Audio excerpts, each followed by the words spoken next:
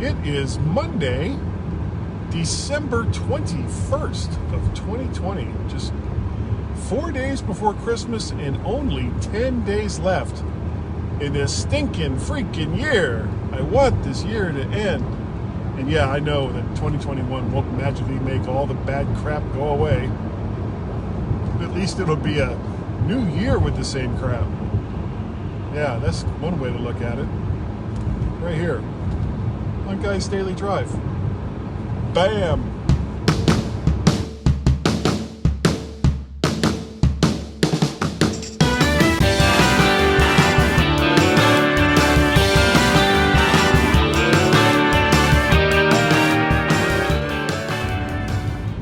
And good morning, everyone. Welcome to Guy's Daily Drive, the continuing show where weird things just seem to happen.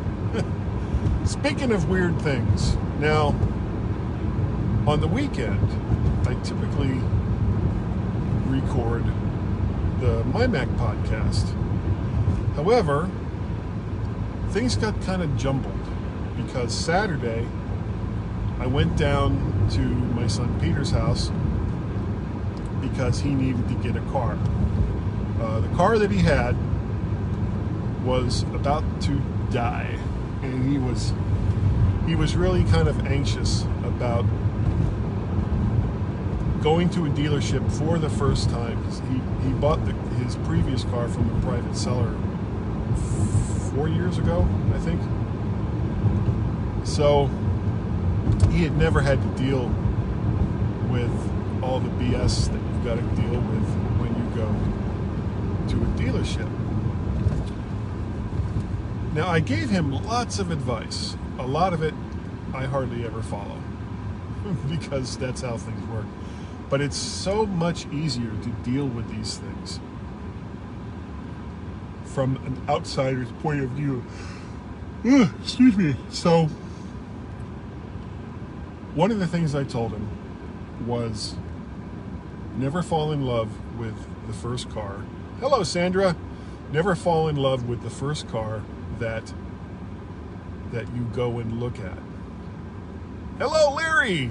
I can see your names. Good morning. And the other thing I told him was be prepared to walk away from a deal that you're not happy with. You don't have to buy a car from that dealer. You don't have to buy a car on that day. You don't have to buy the first car that you like. So we go, and I met him like just before 8 o'clock, I guess, Saturday morning. And the first thing we did was we went for breakfast, and we went to a Bob Evans, and there's not many of those in this area, but I saw quite a few of them when I lived in Ohio. And their food is really good. You know, I mean, it easily as good as like my other favorite for breakfast, which is Cracker Barrel, you know, things along those lines. So, but when we got done with breakfast, we had a destination. There was a local Nissan dealership that had a car that I was very questioning on because it had like 500 miles on it. It was a 2019, so it was in essence a new car, but it had already been titled.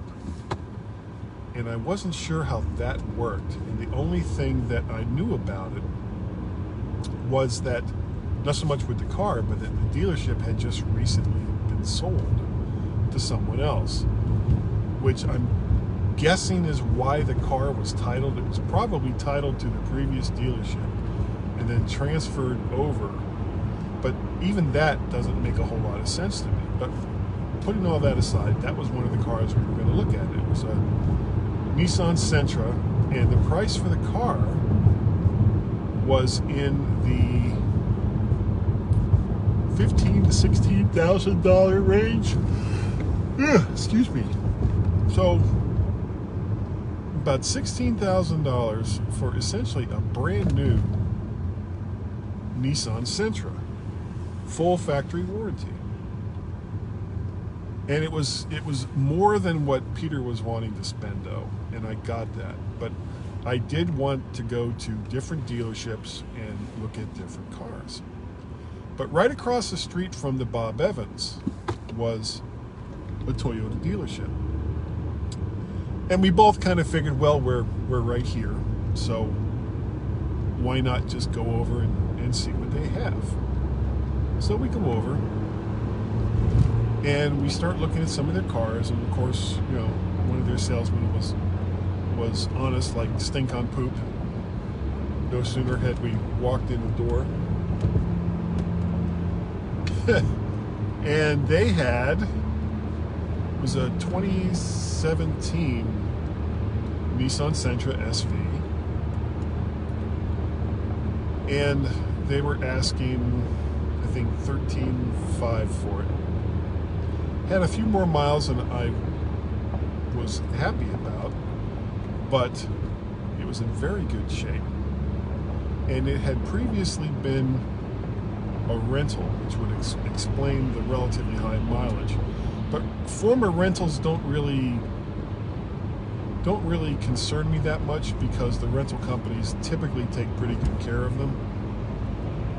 So I wasn't all that worried about the higher than typical mileage. And Peter basically fell in love with this car. This was pretty much everything he wanted in a car, and the only thing that was lacking was negotiating the price, which is kind of where I took over. So I told the salesman up front that there were 2 or 3 other dealerships that we were going to go to, and that is like an amazing negotiation ploy. But the trick is, you have to mean it. You can't just say that you're going to go to another dealership that day and then not be prepared to do exactly that. So he went back and he talked to his manager, because that's the way this always works. And he came back with a price, an out-the-door price of $13,500, which was much more than I thought the car was worth, especially other circumstances being considered. So the one thing I wasn't going to do was, I don't want to say the name of the dealership or the conglomerate that this dealership is part of, but they have this VIP service that throws in a whole bunch of stuff that you're probably never going to use, but sounds really good as a negotiation ploy, and it's about $1,000 or $800. So right away I was like, no, take that off. We're not doing that. So I took that off, and then I was like, okay, now here's your dealer prep fee of $800. And it's like, this is negotiable. And the guy was like, oh, no, that's built into every sense. It is, you are not required by law to have that in the contract, which means it's negotiable. And without their VIP service, it was down to $12,600, I think. And this isn't counting, tax or tags. Tax or tags, you got to pay for it. There is no negotiating that. So I told, and Peter was all ready. He really wanted this car, and I knew that he did. So he goes back again. I said, look, you get it to 12 from where it is now, and we probably have a deal. So he came back with 12.2, and I looked at Peter, and Peter was like, yeah, okay. So I was like, fine, that's a good price for this car. At which point we start going back and forth to his apartment, because we'd gone there in my car. We hadn't talked about the trade-in, which he got not much for his car, but we expected that, and he got what he expected to get, and he got what I expected him to be offered. So that wasn't really an issue. But he forgot his title. He forgot. It was like all, and then his keys. We couldn't start his car from a spare key because for whatever reason his spare keys weren't working, and his other keys were in my car back at the dealership. So we're going back and forth. It was such a pain in the ass. But we finally got all that done, and Peter goes in to talk to the finance person, and she was doing the hard sell for this VIP service. And to Peter's credit, he stood firm and was like, no, we're not going to get the VIP service. And they finally gave up on that, which is good because it's useless. And so at the end of the day, or not really the end of the day, by 2 o'clock, we got there at 10, so about 4 hours, which is typical. He had his new car, or new used car, and now he's all set. And I was delighted that I could be part of this for him, because this is one of the things that I think as a parent it's important to help your kids get through, especially the very first time. So Peter got his car. Now, the other thing I want to say real quick, because I'm almost to work, was I got a PayPal donation, a very generous PayPal donation from, I'm not going to give the last name, at least not here, somebody named Dennis. And I wanted to acknowledge his contribution. Thank you so very, very much, Dennis. I hope you watch Guys Daily Drive. It's greatly appreciated, and it helps pay for things like the streaming service that I use, the website that I use, some of the other subscription services that I use to help me create all the podcasts and live casts that I put out.